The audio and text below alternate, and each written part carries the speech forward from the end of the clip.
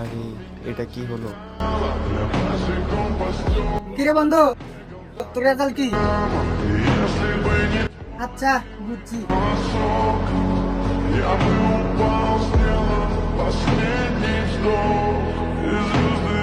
কিরে নাইম, আজকে না তোর রেজাল্ট দেওয়ার কথা? কিরে বাবা, তোর রেজাল্ট কি?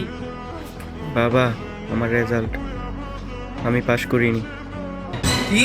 কি? তুই এটা কি করলি? তোকে নিয়ে তোর বাবার কত স্বপ্ন ছিল। তুই দেখোস না তোর বাবা কত কষ্ট করে সংসার চালায়।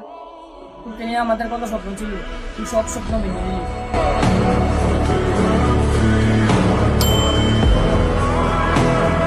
মা, খিদে লাগছে, কিছু খেতে দাও। রেজাল্ট তো ভালোই করতে পারলি না, সংসার সব তো নষ্টই করলি। মেঘা, তোর সাথে বন্ধুরা সবাই পাস করছে, আর তুই অপদার্থ।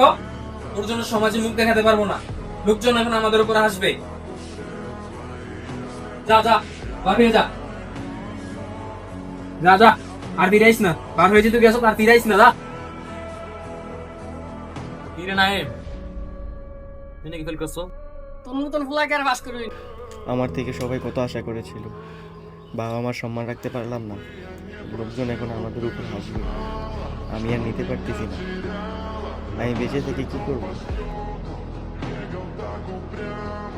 ঠিক এই কারণে প্রতিনিয়ত মারা যাচ্ছে হাজারো ছেলেমেয়ে।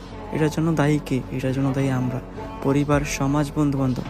যেই সময়টাতে আমাদের উচিত তাদের পাশে দাঁড়ানো, তাদেরকে একটু সাপোর্ট দেওয়া, আমরা ওইটা করি না।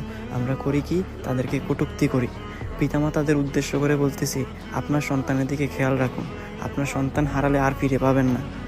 এই জন্য সন্তানকে একটু সাপোর্ট করুন, তাহলে দেখবেন আপনার সন্তান ঘুরে দাঁড়াচ্ছে। আবার সমাজের চিন্তা বাদ দিয়ে দিন, এটা আপনার সন্তান, আপনাকেই দেখে রাখতে হবে।